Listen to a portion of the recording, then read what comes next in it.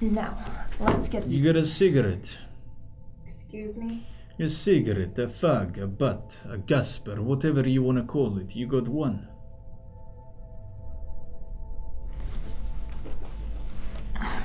I see you brushed up on your slang for a Russian thug. Спасибо. Пожалуйста. You got a light.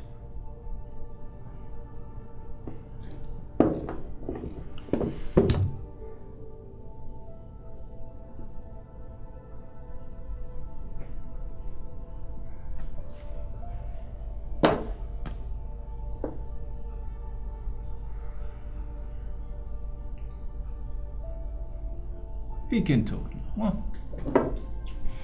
I'd rather you just listen. Just to make this very clear for you, I've placed two options before you. One guarantees your immediate release with nothing but a slap on the wrist and 6 months probation. Huh? The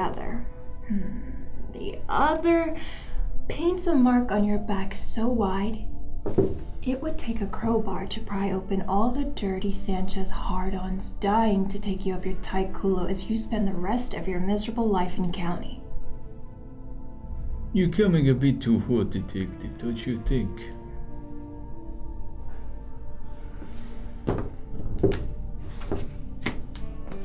"67 SYCOM 15ERN. This is the code we dug up on a last raid on the Inglewood Charter, and I know you know what it is.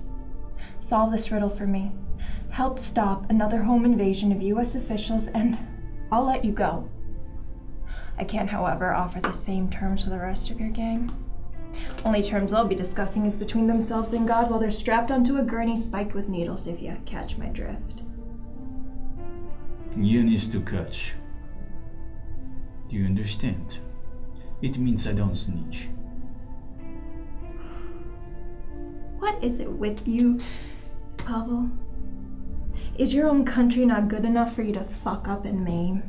See, I look around this city and I can spot my usual suspects. Wife-beating cholos wearing sleeveless shirts and hairnets. But you strike me as the odd man out, the expendable prospector. Why do you give a shit? They calling you Polly now?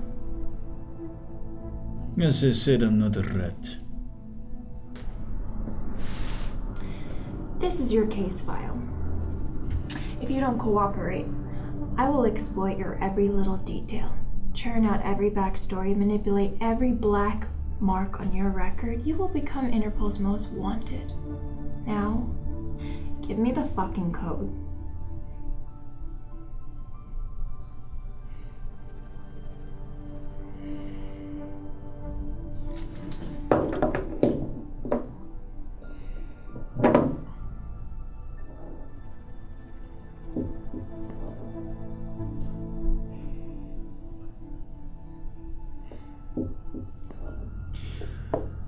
You know, there is this story I grew up with. It is an old folk tale my father used to tell me as a bedtime story. It is called The Silliest Son. It speaks about Chufa, the fool of fools. One day, all the neighborhood kids decided to pull a prank on Jufa. One after the other, they start convincing him that he was sick, even though he wasn't. Pale, skinny, red-eyed. One day, by the end of the story, the foolish Jufa was laying down on his deathbed as the kids were gathered around, counting the last minutes.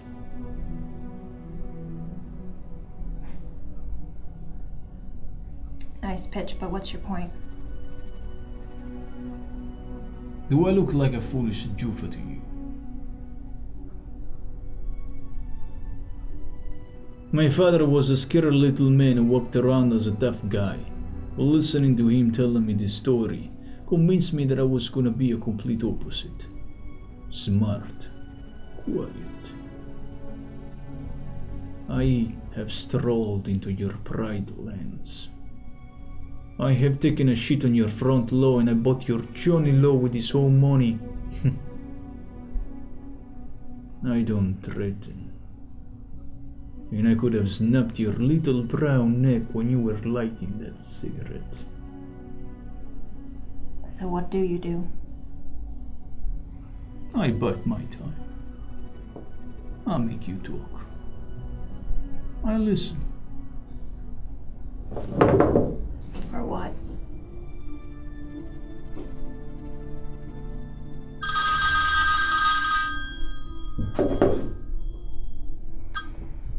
Hello? Janie? Is that you, baby?